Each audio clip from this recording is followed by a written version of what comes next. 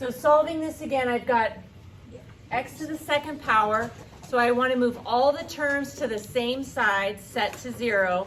But when I move them, I want to make sure that my leading coefficient is positive because it's going to make the factoring easier. If I added 5 over, I would still have negative 1 x to the second. So instead, I'm going to move these two terms over. So I'm going to move this one by adding x squared. What I do to one side, I do to the other. And I'm going to move the 4x by subtracting it. So ultimately, what I now have on the left side is 0. I'm bringing down the inequality symbol. That inequality symbol only flips over if you multiply or divide by a negative number.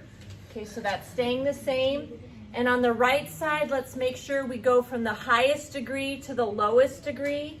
So I'm going to have x to the second minus 4x minus 5. So x squared minus 4x minus 5.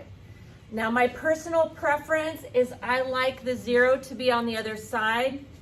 So if you decide to flip-flop these, putting the 0 here and the quadratic on the left-hand side, notice that the alligator here is eating the quadratic. So if I move these around, it should still be eating the quadratic. So see how I flipped that over? So in general, you only flip it over when you multiply or divide by a negative number. But if you completely take the left side and put it on the right side and the right side and put it on the left side, then you need to flip it over. Okay, so now that I'm here, I'm ready to find my critical values. And to find my critical values, we're going to turn that into an equal sign.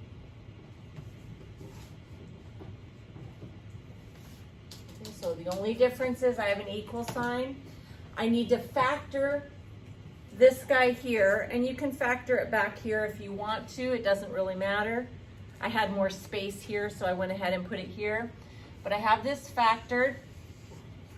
And when two things multiply together to get 0, then either that one or that one is 0. So let's find the x that makes this one 0 and find the x that makes this one 0. In other words, let's set each of those factors equal to 0. Add 5. And then here, subtract 1. So my critical values are 5 and negative 1. Okay, any questions up to this point? We move everything on one side, set to 0, factored, then turn that into an equal sign, set each piece equal to 0. Okay, now these numbers, we're going to take those numbers and we're going to create a sign chart. Okay, so I'm going to move this and we're using the numbers 5 and negative 1.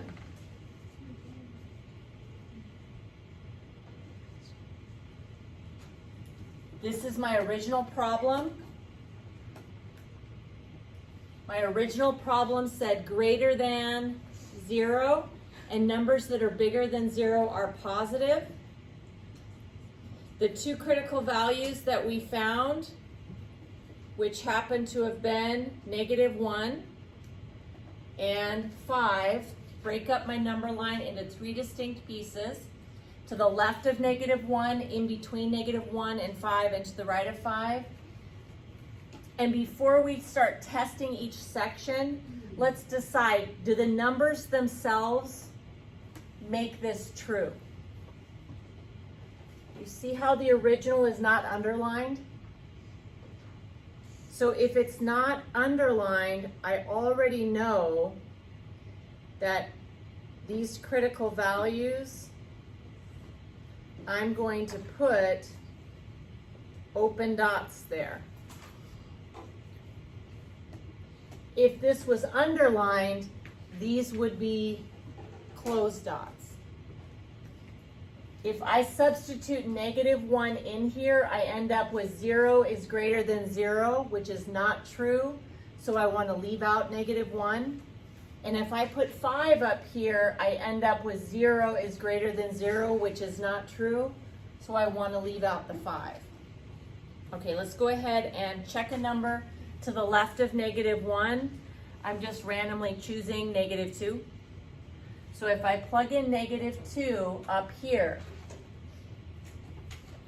this becomes -2 minus 5 and -2 plus 1. So -2 minus 5 is negative. -2 plus 1 is negative. And a negative times a negative is positive.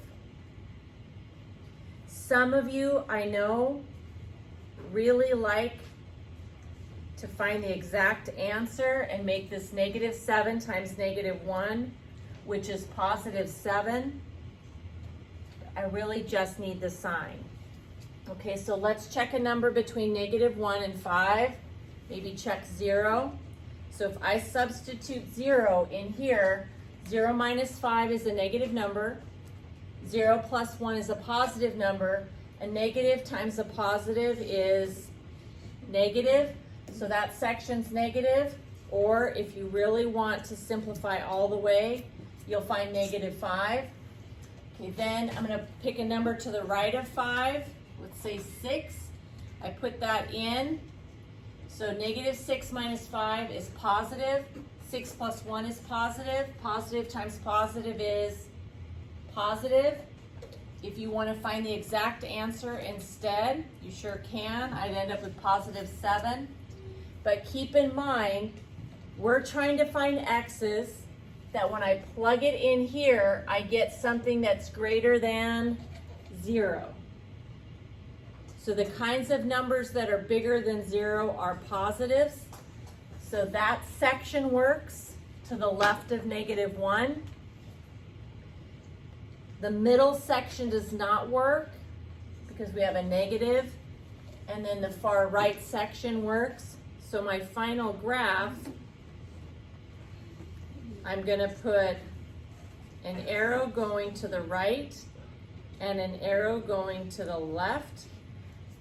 So I'm going to have an open dot, arrows to the left and arrows to the right. That's all you are asked to do. If the original would have had a greater than or equal to an underline, how would this graph change? Nice job. Close circles there. If this original would have said less than 0, how would that graph change? It would connect in between and not go out on the sides. And if it was less than or equal to 0, these would be closed dots and then we'd connect in between. I know that you're not asked to write it in interval notation yet, but since we've been talking about it, I'm just going to have that quick follow-up here, that if this is my graph, if we move from left to right to list our answers,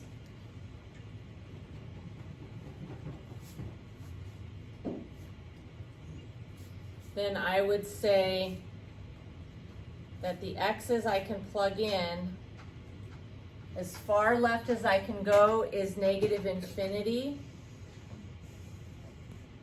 up through -1.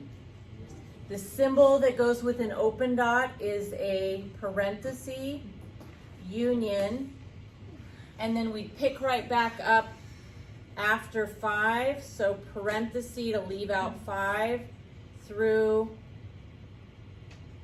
infinity.